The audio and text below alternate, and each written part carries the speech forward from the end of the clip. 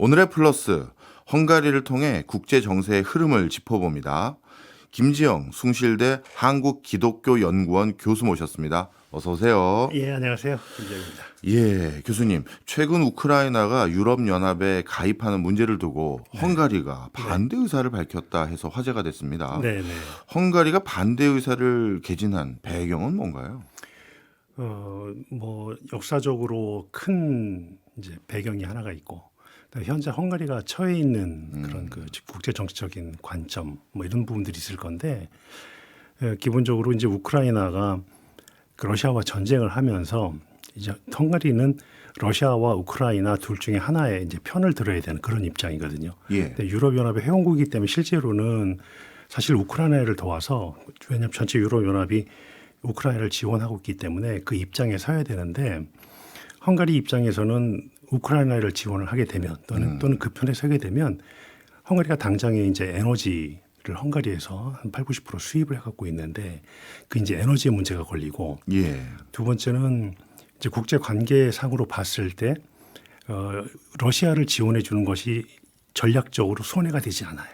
그러니까 이제 유럽연합에서 헝가리한테 굉장히 강하게 이렇게 제재를 하고 압박하는 그런 경향이 있는데, 러시아를 지원한다는, 그러니까 이제 우크라이나를 지원하지 않고 러시아의 중립적인 태도를 보인다는 관점이 일종의 그 힘의 지렛대 같은 그런 역할을 한다고 할 수 있죠. 아, 그렇군요. 네. 최근에는 이렇게 에너지라든가 어떻게 보면 본인들의 이익이 부합되는 면이 많은 네. 것 같긴 합니다만 네. 앞서 역사적인 맥락도 있다고 해주셨잖아요. 이제 크게 헝가리 역사 현대사에서 가장 중요한 사건 중에 헝가리와 예전에 이제 러시아였고 또 소련이었다가 지금 다시 러시아가 됐는데, 크게 그 갈등이 있어서 사건이 두 개가 있습니다. 예. 1848년, 49년도에 헝가리의 그 독립 전쟁이 일어나게 되는데, 그 당시 이제 헝가리는 지금의 오스트리아라고 하는 합스부르크 제국의 지배를 받고 있었거든요. 예. 그때 당시에 그 코슈트 로요시라고 하는 아주의 그 위대한 우리나라의 그 아주 그 백범이나 막 도산 같은 그런 분들이 나타나셔갖고 굉장히 성공적으로 독립운동 지휘를 했는데, 네. 합스부르크가 거의 전쟁에서 패할 위기가 된 거죠. 그런 상황에서 이 합스부르크, 그러니까 오스트리아 왕가에서 러시아 황실에다가 증원군을 요청을 해요. 예. 그러니까 헝가리가 거의 이긴 상황에서 러시아 제국군이 헝가리의 배후를 치고 들어오는 바람에 네. 헝가리가 독립전쟁에서 실패를 하게 됐고요. 네. 그래서 그것 때문에 이제 역사적으로 헝가리 사람들은 러시아는 헝가리를 도와주지 않는다, 러시아의 적이다라는 마음이 생겼는데, 네. 두 번째 가장 강력한 사건은 1956년 10월 23일입니다. 네. 이제 얼마 남지 않았는데, 당시 이제 헝가리는 부다페스트에서 제가 졸업한 부다페스트 대학교하고 부다페스트 공과대학 학생들을 중심으로 해서 반소 반공 혁명을 합니다. 그래서 10월 23일부터 11월 4일까지 그 소위 얘기하는 반소 혁명이 나가지고, 당시 헝가리에서 이제 한 사망자만 한 3천여 명, 그다음에 헝가리에서 해외로 망명한 사람만 15만 정도 되는 큰 사건이 있었는데, 네. 이 당시에 이제 소련군이 이 헝가리에 평화로웠던 헝가리 반소 시위였는데 그거를 탱크로 진압을 합니다. 예. 그렇기 때문에 굉장히 많은 사상자가 났고, 여기에서 이제 중요한 거는 헝가리가 서방 측의 지원을 기대하고 있었는데, 예. 당시 서방에서 헝가리를 도와주지 않았어요. 어. 그러니까 이제 그 사실 헝가리는 이런 면에서 러시아가 자기들의 역사적으로 독립할 수 있는 기회를 첫 번째로 망가뜨린, 뒤에서 방해한 세력이 되는 것이고, 두 번째 1956년에 그 반소 반공 혁명을 했을 때 헝가리가 탱크와 무력으로 진압을 해버린 그런 아픈 역사를 갖고 있기 때문에 본질적으로 소련 또는 러시아라고 하는 이 국가에 대해서 반감이 클 수밖에 없습니다. 네. 역사적으로는 나름대로 반감이 클 수밖에 없는 상황임에도 불구하고 네. 네. 최근에는 여러 실질적인 이득이 네. 눈앞에 놓이니 네. 다른 결의 선택을 했군요. 그렇죠. 그리고 또 한 가지 궁금했던 게요. 네. 지도를 자세히 살펴봤더니 네. 헝가리랑 우크라이나는 붙어 있더라고요. 맞습니다. 예. 그러면 국경이 이렇게 붙어 있으면 한쪽 네. 국경을 네. 접하고 있는 국가의 정세가 어떻게 바뀌느냐에 네. 따라서 네. 이 옆에 있는 나라가 영향을 받잖아요. 굉장히 크죠. 그 관계는 어떻습니까? 그러니까 원래 우크라이나하고 국경을 맞대고 있는 그 지역은 이제 웅구바르, 헝가리 말로 웅구바르라고 하는 지역인데, 네. 소위 이제 카르파티아 지역이라고 얘기를 합니다. 이 지역은 1867년부터 1918년까지 50년 동안은 헝가리 땅이었었어요. 그러다가 제1차 세계대전에서 오스트리아 헝가리 제국이 전쟁에서 패하게 되면서 예. 그 지역을 이제 소련 쪽으로 넘겨주게 된 거예요.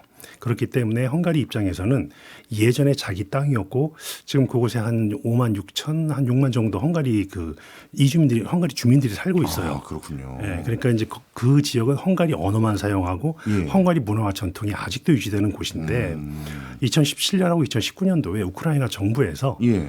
그 법을 개정해 가지고 우크라이나 영토 안에서는 소수민족의 언어를 사용하지 못하도록 법제화를 했어요. 네. 그러니까 우리로 치면은 이제 일본에서 한국인들이 있는데 한국어를 사용하지 못하도록 한 거예요. 예. 그 이전에 사용을 하도록 해줬거든요. 그러니까 이제 그 헝가리 입장에서는 그래도 오랫동안 헝가리어를 사용하면서 자기 민족의 정체성과 그런 고유성을 보존해 왔는데 그걸 못하게 막으니까 예. 우크라이나 정부에 대해서 굉장히 불쾌한 감정을 가지고 있었던 거죠. 네. 그리고 이제 소련이 우크라이나와 전쟁을 하는 마당에 그 잘못해서 이제 막 그 우크라이나의 그 이제 헝가리계 주민들이 국경을 넘어서 헝가리로 대거 유입할 수도 있거든요. 국경 문제가 생길 수 있기 때문에 그런 것 때문에 굉장히 조심스러운 관계를 유지하고 있었죠. 아, 그렇네요. 국경을 접하고 있으면서 또 네. 헝가리계 민족들이 또 있다 보니 네. 그런 것도 고려할 중요한 요소였네요. 그렇죠. 그리고 이 헝가리와 그 우크라이나 또 역시 국경을 접하고 있다 보니까 네. 경제적으로도 맞닿는 부분이 있을 것 같습니다. 그렇죠. 서로 네. 뭐 무역을 하거나 네. 교역을 하거나 네. 그런 관점에서 어떻게 바라봐야 될까요? 일단 이제 헝가리가 원래는 이제 오스트리아 헝가리 제국을 했던 시대에는 전체 영토가 한 30만 평방킬로미터가 됐었고 바다가 낀 그런 나라였었어요. 네. 그런데 이제 1918년도에 전쟁 지고 난 후에 내륙 국가가 되면서 사실 외부로 나갈 수 있는 길이 하나도 없는데 예. 우크라이나는 동쪽으로 진출하는 교두보 같은 곳이에요. 예. 그러니까 헝가리가 앞으로 이제 산업을 하든 뭐 수출을 하든 뭐를 하든지 간에 우크라이나는 이 동서를 그러니까 평화시라면 우크라이나를 통해서 소련을 통해서 아시아까지도 올 수 있는 그런 아주 요충지가 되는 곳인데 러시아 우크라이나 전쟁 때문에 그런 통로 가능성이 다 막혀버린 거예요. 그러니까 심지어는 한국에서 부다페스트 갈 때 직항 비행기로 가면 10시간이면 가는데 지금 이제 그 소련 공역을 통과를 못 하잖아요. 예. 그러니까 남쪽으로 돌아 들어가야 되는데 그것 때문에 2시간 이상을 더 비행을 해야 되는 그런 일도 있거든요. 예. 뿐만 아니고 이제 헝가리는 그 우크라이나 국경 무역이라고 해서 사실 국경을 주고서 주고받던 것들이 굉장히 많았어요. 사실 혜택들이 많이 있었던 볼 수 있는데 그런 것이 이제 전쟁이 되면서 굉장히 이제 그것이 많이 막혔고 사실은 유럽연합에서 그거를 또 금지하고 있어요. 여러 가지 이유에서 이제 잘못하면 그게 이제 러시아의 지원이 될 수도 있겠고 예. 뭐 그런 여러 가지 그리고 이제 헝가리가 그런 입장을 분명히 하지 않거든요. 우리는 소련 제재에 참석을 못하겠다. 그러니까 러시아 제재에 동조를 못하겠다는 입장을 계속 유지하고 있기 때문에 예. 유럽연합에서는 약간 좀 이렇게 의심스러운 눈으로 보는 측면이 있죠. 네. 그러니까 여러모로 참 러시아 우크라이나 전쟁이 헝가리한테는 좀 곤혹스러운 입장을 만들었다 이렇게 볼 수 있고 경제적으로도 그에 따라서 좀 손해가 좀 상당히 있다고 할 수 있을 것 같습니다. 네. 말씀을 듣고 보니까요. 이 러우 전쟁이 물론 어떻게 끝날지 뭐 아직은 알 수는 없습니다만 헝가리라는 국가의 지금 머릿속이 복잡할 것 같습니다. 아주 복잡하죠. 예. 예를 들어서 지금 상황을 쭉 설명해 주신 걸 종합해 봤더니 네. 이제 바다로 나가는 길도 네. 지금 러시아가 앞으로 점유할 것으로 보여지는 루트들이 네. 어떻게 보면 이제 우크라이나의 도움이 아니라 러시아의 도움이 있어야지만 바다로 나갈 수 있는 경로가 상당히 많을 것 같고요. 네. 그다음에 에너지도 지금 러시아에 의존하는 구조인 거 말씀 주셨고 네. 그리고 우크라이나와 국경을 통해서 여러 교역과 무역을 했다고 하지만 그 국경선의 상당 부분이 또 이제 우크라이나가 아니라 러시아와 맞닿는 부분들이 꽤 그렇죠. 많을 것 같은 상황이고. 우리나라 이제 그 부분은 이제 헝가리 입장도 입장인데 사실 우리나라 기업들하고도 좀 밀접한 관계가 있습니다. 그렇겠네요. 헝가리의 그 서부 국경 도시 지난 시간에 소개를 했던 데브레첸이라는 도시가 있는데 예. 거기에 이제 우리 한국의 그 에코프로빔 같은 회사가 나가 있고 중국에서도 그 CRTL이라는 큰 회사가 지금 나가 있는데 그 데브레첸이 바로 우크라이나 국경 옆에 있습니다. 그 곳에 세계 최대 규모의 그 자동차 그 건전지 공장, 전기차 건전지 공장을 만든 이유는 향후에 우크라이나를 중심으로 하는 중앙아시아 국가, 소련 등 이쪽 지역의 진출에 유리하기 때문에 그쪽에 만든 거예요. 근데 지금 전쟁 때문에 뭐 엄청나게 지금 그 피폐가 되고 있고 문제가 생기기 때문에 그 기업들이 향후 전략들을 수기를 하고 있는 상황이고 네. 예를 들어서 뭐 이번에도 잠깐 언론에서 보도가 됐지만 우크라이나가 전쟁 후에 재건 사업이 막대한 돈이 들어갈 거예요. 네. 우크라이나 사람들이 잘 몰라서 그러는데 우크라이나가 무슨 돈이 있어 재건을 하느냐 이렇게 얘기를 하는데 우크라이나는 지금 자신들의 전쟁을 하고 있는 게 아니거든요. 그렇죠. 유럽 연합 EU의 전쟁을 하고 있는 거예요. 예. 그렇기 때문에 따라서 전쟁 끝난 후에 재건 기금은 전부 다 유럽 연합에서 나올 거예요. 수천억 유로가 들어갈 걸로 예상이 되는데 예. 그러면 향후 한 10여 년, 20년간은 엄청난 새로운 시장이 생긴다고 할 수 있거든요. 우크라이나 재건 시장. 그렇죠. 예. 재건 시장. 그런데 이제 거기에는 그 경제라는 건 또 전쟁과 달라서 러시아도 마찬가지고 헝가리, 폴란드 이런 나라들이 전부 다 이 국경을 맞대고 있으면서 거기 들어갈 생각들을 하고 있거든요. 예. 그러니까 이런 그 국제 관계에서 어떤 포지션을 취하냐가 굉장히 중요할 거예요. 그러니까 사실 우리 정부도 그래서 헝가리 정부하고 긴밀하게 이렇게 연계를 맺으면서 우크라이나 재건 시장을 들어갈 준비를 사실 하고 있는 걸로 제가 알고 있는데 이제 전쟁이 어떻게 끝나냐의 결과에 따라서 상당히 좀 달라질 수 있죠. 네. 그런데 헝가리는 유리한 입장이라고 할 수 있는 건 뭐냐면 사실 우크라이나하고 러시아하고 둘 다 사이가 좋았던 나라예요. 그렇겠네요. 예, 예. 다 좋아서 러시아한테 약간 우호적이지만은 실제로는 또 우크라이나를 도와준 측면도 많이 있었거든요. 예. 그래서 헝가리의 외교는 실용 외교가 최우선이기 때문에 이런 관점에서 본다면 헝가리가 향후 외교 행보는 국가 이익에 부합하는 방향으로 갈 건데 예. 아마 그 자존심 문제는 조금 내려놓지 않을까 저는 그렇게 생각하고 있습니다. 그렇군요. 어떻게 보면 우크라이나 재건 사업이라는 큰 먹거리도 있고 네. 또 중장기적으로는 국경선 그리고 네. 바다로 나갈 수 있는 경로, 네. 에너지 수급권, 러시아와의 관계도 중요한 상황. 네. 야, 이런 상황에서요. 헝가리 내부의 지금 여론이라고 할까요? 그건 네. 어떻습니까? 현재 오르반 총리가 그 이제 여론의 지지를 얻고 있는 건 맞아요. 예. 그건 맞는 것 같은데 이제 헝가리도 그 최근 들어 우리나라에서도 보여줬듯이 그 여론 조작의 문제, 가짜 뉴스의 문제가 심각해요. 제가 이번에 이제 그 헝가리에 여름에 이제 한 달 정도 가서 있었는데 네. 제가 가기 한두 주 전에 우크라이나의 유럽연합 가입 찬반 여부를 헝가리 국민에게 묻는 투표가 있었어요. 예. 그래서 전체 258만 명 정도가 투표를 했는데 예. 그중에 95%가 우크라이나의 유럽연합 찬성을 반대를 했어요. 즉 헝가리 국민들은 우크라이나가 유럽연합에 가입을 하게 되면 현재 전쟁 중인 국가를 연합에 가입시킴으로써 헝가리가 유럽연합의 멤버이니까 그렇죠.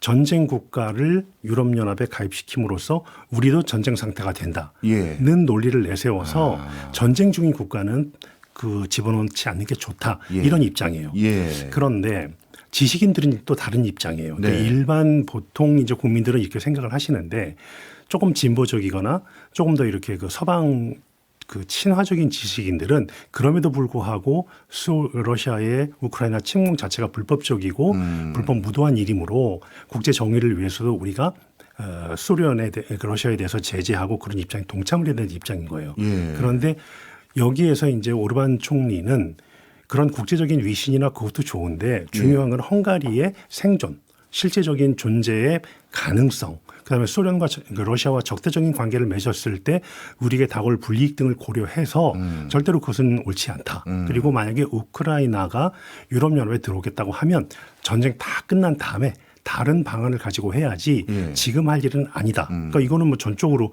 유럽연합과 미국의 입장에서 봤을 때는 이게 반대하는 입장이고 예. 러시아 입장에서는 너무나 기쁜 말이 되죠. 네. 우리나라도 뭐 조금 미국과 가까워야 된다. 아니다. 네. 중국을 네. 등지면 안 된다. 여러 네. 논리들이 있는데 네. 헝가리의 그 친러라고 해야 될까? 예. 친유럽. 이 여론의 향배는 어떻게 흘러가고 있나요?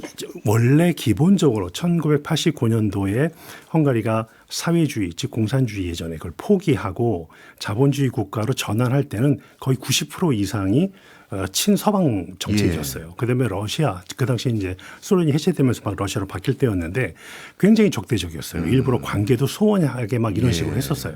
그러니까 어떻게 보면 완전히 친서방적인 정책을 폈었고 그렇게 했는데 이제 한 10여 년, 20여 년 체제 전환 후에 한 10여 년, 20여 년을 지나오면서 헝가리가 기대했던 것만큼의 경제적인 그런 그 지위, 그런 어떤 경제적인 목표에 다다르지는 못한 거예요. 네. 이 사람들은 처음에 저도 이제 그때 유학 가서 참 놀랐는데 네. 체제 전환만 하면 바로 독일, 오스트리아 같은 수준의 생활 수준이 된다고 믿고 있었던 거예요. 예. 그러나 우리가 알다시피 경제라는 게 하루아침에 되는 것도 아니고 그 서방 수준의 경제가 되려면 엄청나게 많은 시간이 걸리는데 그 시간 속에서 소위 견디지를 못한 거죠. 기대가 컸기 때문에 실망도 예. 크다 보니까 옛날 사회주의가 좋았다. 왜냐하면 사회주의 시대 때는 전부 다 공짜였었고 다 무료로 국가에서 해줬으니까 품질은 낮아도. 그래서 그거에 대한 그런 어떤 향수가 있는 것도 맞지만 현재 상황에서 봤을 때 아무리 그렇다 하더라도 한 7대 3에서 뭐 한 8대 2 정도로는 친서방적이고 네. 그다음에 예전에 이제 그 공산주의 시절에 혜택을 받았던 분들은 좀 일부 아직도 좀 러시아의 우호적인 경향이 있지만 큰 흐름에는 큰 변화는 없는 것 같습니다. 네. 말씀을 듣고 보니까 야, 더 헝가리란 나라의 앞으로의 향배가 어떻게 될지 판단하기가 쉽지가 않은데 네. 혹시 EU 입장에선 네. 야, 이러다가 헝가리가 완전히 친러 성향의 국가로 네. 바뀌기 전에 네. 우리가 조금 더 땡겨야겠다 싶어서 네. 네. 뭐 EU 차원에서 네. 보조금을 준다든가 네. 아니면 경제적인 페이버를 더 준다든가 네. 네. 뭐 이런 것들이 좀 있습니까? 이제 우리가 생각하기에 그렇게 해야 될 것 같은데 네. 즉 당근책을 좀 줘야 될 것 같잖아요. 그런데 이유는 반대 입장으로 갔어요. 일종의 제재와 그다음에 일종의 그 압박하는 수단으로 간 거예요. 그러니까 예. 뭐냐면 이제 현재까지 2018년도 아마 2022년도부터일 건데 그때 이후로 헝가리에다가 유로 EU에서 그 지급해야 되는 보조금 같은 것들이 있어요. 예. 또 이제 대출해 주는 돈들이 있는데 그걸 다 동결시켰어요. 그러니까 헝가리가 법치주의를 파괴하고 민주주의적인 질서를 거부했다. 내지는 네. 그것을 굉장히 형해화했다라고 하는 이유를 들어서 계속 지금 그 헝가리에 보조금 주는 거를 이렇게 거부를 하고 있는데 그거에 대해서 오르반 수상은 일종의 반대로 러시아라든가 이런 쪽에 그러니까 우크라이나 전쟁에서 일부러 러시아를 이용하는 패를 쓰는 거죠. 니들이 그렇게 나오면 우리는 러시아하고 가까워져서 오히려 유럽연합의 그런 입장이나 이 부분에 대해서 협조하지 않는다. 네. 그러니까 사실 오르반 총리가 이 유럽연합에서 아주 골치 아픈 예전에 이제 소위 유럽연합의 문제야 골치 아픈 뭐 골칫덩어리 이런 표현까지 들었는데 네. 계속 반대하는 거예요. 왜냐하면 유럽연합은 회원국 전체가 동일한 한 표권을 행사하거든요. 예. 그러다 보니 모든 그 의결 사항에 대해서 만장일치 통과가 돼야 되는데 헝가리가 반대를 하면 통과가 안 되는 거예요. 네. 그러니까 이번에 우크라이나 사태도 뭐냐면 우크라이나가 유럽연합에 가입을 하겠다고 이제 이번에 시켜주려고 뭐 폰라인의 의장이나 다 이렇게 했는데 헝가리가 반대를 하니까 예. 가입이 안 되는 거예요. 그러니까 이제 젤렌스키 대통령이 8월 20 며칠인가 8월 17일, 19일, 20일 3일에 걸쳐 가지고 그 드루조다 송유관을 폭격을 해버린 거예요. 예. 그러면서 폭격을 이제 그 러시아에서 헝가리로 들어오는 송유관을 폭격을 하면 헝가리 당장에 석유를 90% 이상을 수입을 하는데 네네. 아주 헝가리 목줄을 끊는 거예요. 그러면서 그 언론 보도를 확인해 보니까 네. 젤렌스키 대통령이 부정을 하지 않아요. 헝가리가 우리를 반대했기 때문에 보복을 했다는 말을 부정하지 않고 뭐라고 이렇게 했냐면 앞으로 헝가리의 안보, 에너지 안보는 우리한테 어떻게 하느냐에 따라 달려있다. 이렇게 헝가리를 이제 협박을 한 거예요. 예. 그러니까 이제 오르반 수상이 영국에 옥스퍼드에 가가지고 그 아주 유명한 사진이 있어요. 너무너무 화가 나가지고 막 이렇게 막 공룡 같은 얼굴을 표정 사정을 지으면서 네. 니네가 에너지를 무기로 우리 목을 조른다. 절대로 니들 저기 유럽연합 가입 허용하지 못한다. 이런 식으로 강대강으로 가는 거죠. 네. 그러면서 또 다른 측면에서는 그럼에도 불구하고 헝가리는 유럽연합의 지원이 없이는 네. 향후 최소 앞으로 한 뭐 10여 년 이상은 유럽연합의 그 재정적인 지원이나 지원이 없이는 발전하기가 굉장히 좀 어려운 상황이에요. 네. 그렇기 때문에 일종의 그런 것을 또 하나의 이제 그 고리로 삼아서 네. 유럽연합에다가는 그동안 얘네가 2022년도부터 우리한테 지원을 지금 이제 중단시켜 놓은 그것들을 다시 재개를 해라. 예, 또 이렇게 또 협상을 하고 있죠. 그렇군요. 예. 어떻게 보면요, 헝가리라는 존재가 지금 쭉 네. 그 교수님 설명 듣고 보니까 네.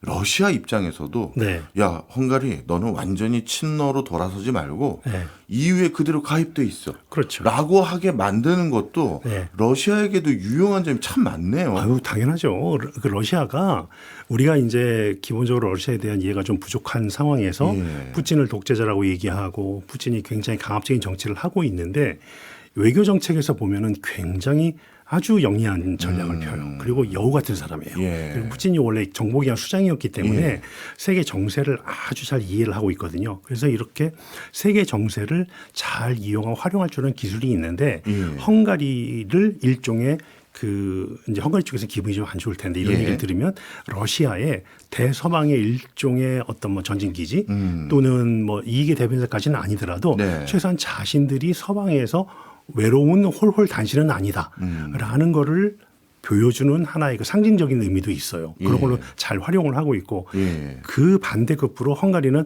안정적으로 석유 에너지를 공급을 받고 있는 거예요. 예. 그래서 진짜 그렇겠네요. 예를 들어서 앞으로 너는 EU에 이렇게 표를 던져 이렇게 거부권을 행사해. 그러면 석유도 내가 조금 싸게 공급해줄게. 이런 식으로도 충분히 딜이 이루어질 수 있는 여지도 있을 것 같아요. 그렇게 딜을 했던 게 예전에 그 이탈리아의 예. 베스콜로니 총리하고는 그런 일이 있었어요. 실제로 이탈리아가 그 베스콜로니 총리 시절에는 푸틴의 완전히 이 프로파간다 앞장 역할을 했는데 헝가리는 그렇게 노골적으로 하지를 못해요. 왜냐하면 그건 또 국민 감정이 있는데 헝가리 사람들은 러시아에 대해서 예전에 소련 시절이죠. 1950년 직접 전투를 했다고 생각해요. 그리고 실제로 1차 세계대전 때는 오스트리아 헝가리군이 돈강이라는 곳에서 그 러시아 군대, 볼셰비키 군대하고 전쟁을 했거든요.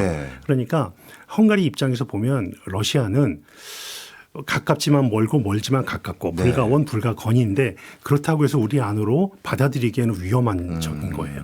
그래서 상당히 입장이 미묘한데 그런 거를 굉장히 잘 영리하게 이용하는 게 오르반 빅토르 현재 헝가리 수상의 그런 전략이지 않을까 이렇게 생각합니다. 알겠습니다. 교수님 일부에서는 헝가리를 둘러싼 그 대외적인 정세 이걸 좀 여쭤봤는데요. 2부에서는 헝가리 내부 상황을 한번 여쭤보려고 합니다. 헝가리 딱 보면 전통적인 유럽 국가와는 캐를 좀 달리하는 행보가 있는 것 같아요. 대표적으로 장기 집권하고 있는 이 모습도 유럽에서는 좀처럼 찾아보기 어려운데 이 오르반 총리 뭐 비민주적이다 뭐 이런 비판도 받고 있는 것 같은데 장기 집권은 계속 하고 있단 말이에요. 맞죠. 그 배경 좀 설명해 주세요. 뭐 간단하다면 간단하고 복잡하다면 복잡한데 간단하게 말씀을 드리면 국민의 지지를 받기 때문이죠. 그러니까 외국에서 뭐라고 하든지 간에 헝가리 국민이 좋아하면 이제 그 집권을 할 수 있는 거잖아요. 더군다나 오르반 총리가 무슨 계엄을 한다든가 군대를 움직인다든가 이런 방식으로 정권을 잡은 게 아니에요. 전부 다 민주적인 절차에서 투표와 선거를 통해서 정권을 잡았고 그 2010년도에 이제 물론 이제 1998년부터 2002년까지 1차 집권을 했고 그 이후에 2002년부터 2010년까지 8년 동안의 야당 생활을 했어요. 그러고 나서 2010년도에 정권을 잡을 때도 정상적인 투표 방식에 의해서 선출이 됐고 근데 이제 2010년도에 이 수상이 되자마자 정권을 잡자마자 뭐를 하느냐면 그 헌법을 고치고 투표구를 조정을 합니다. 우리로 옛날에 정착 시간에 게리맨더링이라는 거를 배웠던 기억이 나는데 선거구를 조정해 가지고 절대적으로 집권 여당에 유리하도록 그렇게 선거구를 바꿔버려요. 그다음에 헌법을 고쳐 가지고 국회의원 수를 한 3분의 1을 줄여 가지고 300명 뽑던 국회의원 수를 200명 안팎으로 줄이고 그다음에 이제 헌법재판관이나 대법원장의 임명권을 전부 다 수상한테 다 주도록 그렇게 법을 만드는데 문제는 뭐냐 그 법이 다 통과가 됐다는 거예요. 그러니까 실제적으로 그런 어떤 독재적이며 권위주의적이며 이런 정책을 펴기는 폈는데 그것이 불법적이거나 비합법적인 건 하나도 없어요. 전부 다 국회에서 통과를 했고 국민들의 동의를 받았고 심지어는 그런 어떤 게리맨더링이랄지 그런 어떤 헌법기관들의 그런 권력 구조에 중대한 변화가 오는 사안에 대해서도 전부 다 찬성하고 동의를 받아낸 거예요. 그러니까 국민의 지지가 바탕이 됐기 때문에 독재가 가능한 건데. 근데 앞서서 이런 말씀도 해주셨잖아요. 여당인 본인의 정당의 숫자를 늘리기 위해서 선거구도 조작했다. 그러면 이거는 합법적이라고 보진 어렵지 않을까요? 그러니까 그 이제 선거구를 게리맨더링을 하는 그 조작하는 그 과정 자체가 이제 합법적이죠. 토론을 통해서. 그다음에 그걸 투표를 통해서. 우리도 국회에서 뭐 법사위라든가 무슨 행자위라든가 이런 데서 법안을 통해 갖고 막 되는데 예전에는 여당이었지만 지금은 야당이 된 어느 정당 같은 경우에 힘으로 예전에 밀어붙이던 것을 지금은 다 안 되잖아요. 똑같은 거죠. 여당으로서 그 투표 수가 많으니까 그거를 야당을 다 제압을 해버리는 거예요. 그 야당들이 예전에 사회주의의 후신당도 있었고 민족주의 정당으로 헝가리를 사회주의에서 이 자유민주주의로 바꿨던 그런 정당도 있는데 그들의 숫자보다 압도적인 득표력을 가지고 밀어붙이니까 방법이 없는 거예요. 그러면 절차를 다 거쳤군요. 절차를 다 거쳤죠. 그래서 요즘 아주 정치학계에서 새로 쓰이는 그런 용어 중에 하나가 비자유민주주의라 하는데 그 일리베럴 데모크래시라고 합니다. 원래 그러니까 민주주의는 자유민주주의잖아요. 예. 그래서 자유주의에 기반한 민주주의가 우리가 살고 있는 한국도 자유민주주의 체제죠. 예. 그런데 이 오르반 빅토르가 2012년 연설에서 우리는 자유민주주의는 우리한테 합당하지 않다. 우리는 민주주의적으로 하기는 하되 네. 일리버럴, 비자유주의적인 또는 반자유주의적인 방식으로 민주주의를 하면 된다. 예. 즉 투표를 하기는 하되 자유주의적인 사고와 행태에 의한 그런 방식이 아니고 예. 약간의 권위주의적이고 그다음에 국가가 힘을 가지고 정책을 집행하는 강력한 그런 정부가 필요하다. 이런 식의 이야기를 하는데 이거를 이제 서방의 정치학자들이나 서방의 그런 정치 평론가들은 이거를 이제 비민주적이라고 얘기를 하거든요. 네. 근데 헝가리 국민들에겐 이게 비민주적인 게 아닌 거죠. 왜냐 예전에 이 사람들은 공산주의를 네, 경험했던 네. 사람들이라 그때에 비하면 뭐 이거는 뭐 너무나 뭐 양반이네. 뭐 이런 거는. 양반이죠. 그러다 보니까 예. 오르반 수상이 이런 정책을 하는 것이 예전에 그 사회주의를 경험했던 그런 사람들에게는 오히려 질서 있는 그런 정책, 질서 있는 그런 것으로 보이는 거죠. 예. 오히려 서방에 너무나 자유롭고 막 이런 모습을 보면 저는 굉장히 무질서하다고 생각을 하는 경향도 있어요. 네. 그러니까 이런 부분들이 이제 투표에서 이렇게 나타나는 결과를 보면 절대 다수당은 없는데 예. 한 3분의 1 정도만 이제 국민의 마음을 얻으면 연정을 통해서 정권을 장악할 수가 있거든요. 네. 그런 정치적인 전략을 오르반 수상은 굉장히 잘하고 있다고 볼 수 있죠. 아, 그렇군요. 예.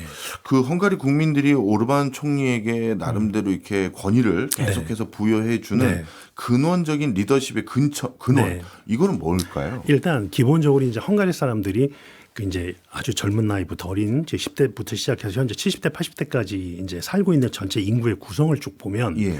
1930년대, 40년대, 50년대 근데 그 중에서도 1950년대에서 80년대를 살았던 사람들이 제일 많아요. 예. 50년대에서 80년대가 공산주의 시대예요. 예. 그러니까 그 공산주의 시대 때 20대, 30대, 40대를 보내면서 공산주의의 탄압, 감시 이런 체제 속에 살다가 예. 89년도에 체제 전환이 됐단 말이에요. 네. 근데 그때 그 체제 전환에서 이 오르반 수상이 당시에 이제 영국의 옥스퍼드 대학에 유학을 하고 있었어요. 예. 이제 펜브로크 칼리지에 가 있었는데 딱 체제 전환 시점이 되면서 급거 귀국을 하죠. 예. 귀국을 해가지고 과거 공산주의 시대의 그런 그 잘못된 정책들을 비판을 하면서 공개적으로 수십만 명이 모인 자리에서 아주 정치적 영웅으로 떠오르게 돼요.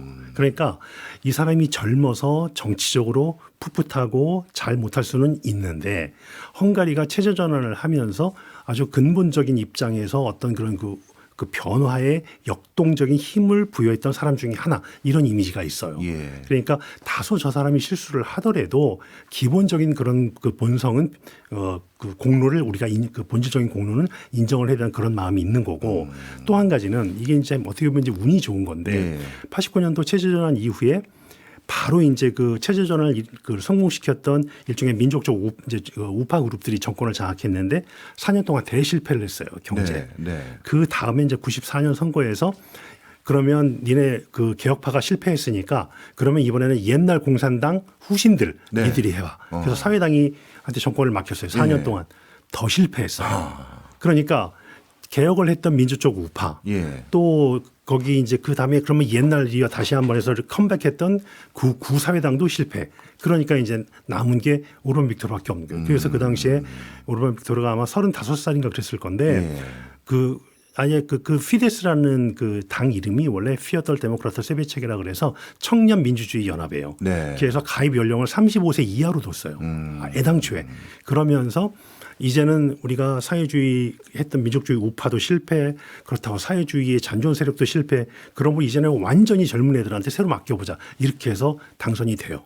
그랬는데 그때부터 이게 다행인지 이게 아마 제가 보면 운이 좋은 건데 그때부터 전 세계적으로 경제가 좋아지기 시작을 해가지고 그 덕을 좀 본 게 있어요. 네. 그러다가 2002년부터 8년까지는 또다시 이제 사회당한테 넘겨줬는데 2010년도에 그런 정치적으로 그런 시스템을 바꾸고 그다음에 또 하나는 그 당시 국제적인 상황이 경제적으로 조금 호황기였기 때문에 헝가리가 그 혜택을 많이 봤어요. 근데 그 혜택을 많이 보는데 일조한 나라 중에 하나가 우리나라죠. 대한민국이죠. 예. 그렇기 때문에 사실 지금도 한국과 헝가리 사이가 좋은 그런 이유도 있는데 네. 이 오르반 빅토르 수상이 사석에서 그런 얘기를 많이 한다고 그래요. 한국의 경제 발전 모델이 우리나라가 참 한국의 모습을 따라가면 참 좋겠다. 저렇게 작은 나라, 저렇게 고생하던 나라, 저렇게 외국으로부터 침략도 많이 받고 힘든 나라였는데 네. 전쟁 때 뭐 한국 전쟁 때 이제 헝가리 북한을 도와줬는데 네. 그때 완전히 90% 이상이 망가졌던 그런 나라였는데 지금 저렇게 세계적인 나라가 됐고 뭐 휴대폰이 삼성 거라는 얘기를 하더라고요. 예. 뭐 이런 얘기를 하면서 이렇게 좋은 걸로 발전을 했으니까 우리가 일종의 모범으로 삼아야 될 것이 아니냐 이런 얘기를 좀 사석에서 하신다고 그러더라고요. 그러니까는 그러면서 아마 한국의 여러 정치 지주자들에 대한 그런 공부도 하셨던 것 같고 예. 또 이제 우리 그 외교관들을 통해서도 우리 한국의 외교관들이 이제 설명을 하면서 한국의 경제 발전 얘기를 많이 하는데 예. 그런 거에 대해서 상당히 좀 그 강력한 인상을 받으신 것으로 그렇게 알고 있습니다. 오르반 총리가 어떤 분인지 여쭤봤던 이유가요. 네. 왜냐하면 이제 그분의 배경 또 네. 마인드가 어떤지를 네. 알아야 네. 약간 친러적인 경향으로 헝가리를 이끌지 아니면 친서방 국가적으로 이끌지 이걸 그 우리가 네. 유추해 보려고 네. 했는데 네. 봤더니 이 좀 친서방에 어떤 가까운 행보네요. 기본적으로는 예. 이분이 이제 89년도 그러니까 헝가리 체제전환 당시에 그 공부를 하던 원래 이제 부다페스트 대학교를 예. 나왔는데 법과대학을 나왔어요. 근데 법과대학을 다닐 때 그 웨트피시 콜레기움이라고 그래서 일종의 법과대학에서 아주 공부 잘하는 학생들이 모인 일종의 서클 같은 것이 있었는데 예. 그게 자유주의, 리버럴리즘 연구하던 일종의 서클이었었어요. 그래서 이 사람이 그 리버럴리즘을 연구를 하다가 사실 자유주의의 최고 그 종주국이 영국이잖아요. 네. 그래서 그 소로스 재단의 지원을 받아서 옥스퍼드 대학의 그 펜브루크 칼리지로 이제 유학을 가게 돼요. 예. 거기에서 이 자유주의라고 하는 것에 대한 굉장히 강한 인상을 받고 또 이제 이 사람이 제일 존경하던 사람 중에 하나가 또 그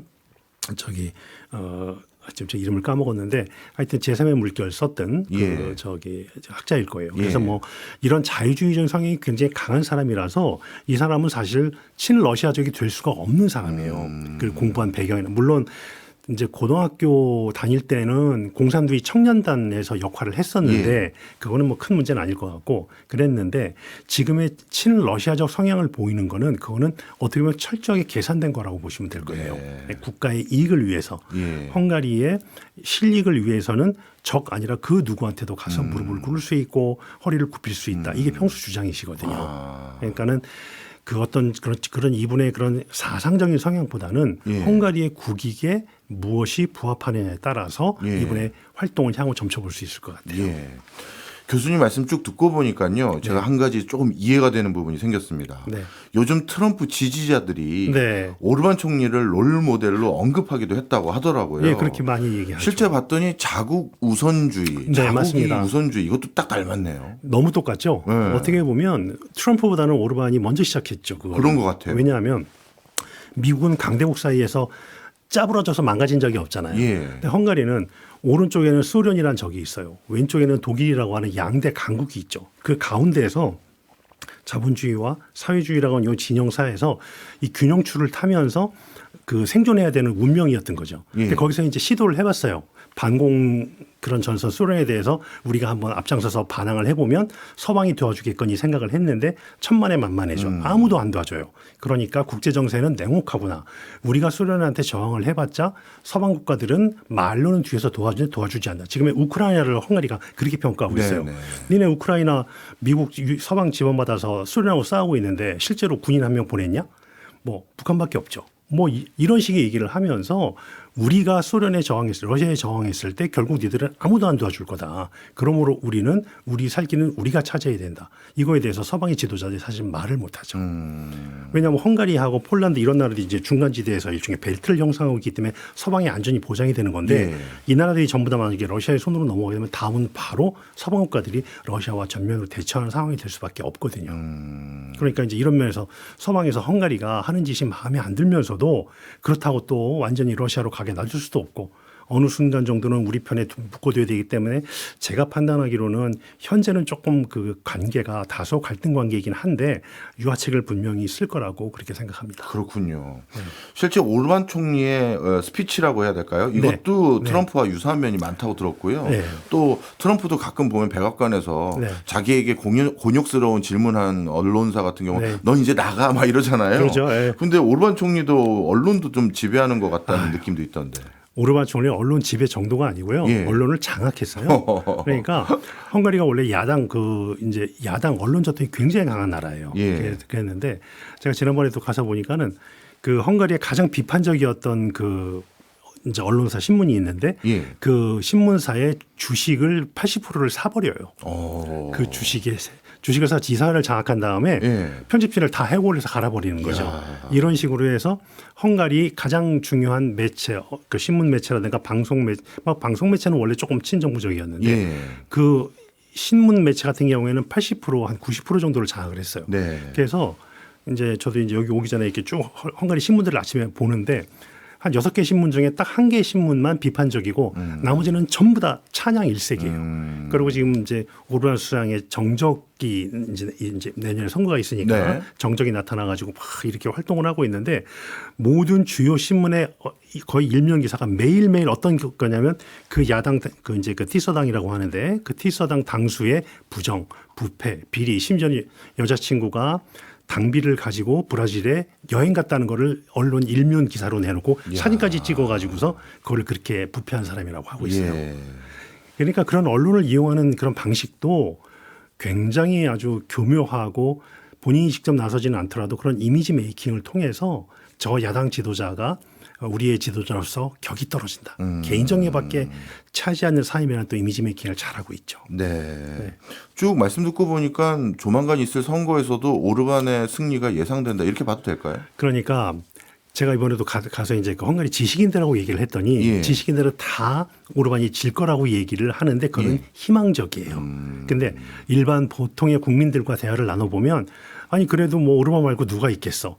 뭐 신문 보니까 마자르 피테르 그 녀석은 더 이상한 것 같은데. 네. 그러니까 예를 들어 그 마자르 피테르는 여자친구가 부인이 아니고 삶의 동반자라 그래서 그냥 동거하시는 분이에요. 네. 서양에서 그게 다 가능하니까. 네. 근데 그분이 뭐 브라질이나 아르헨티나 이런 데 여행을 가는데 비용을 전부 다 당 운영비에서 다 대줬다는 거죠. 네.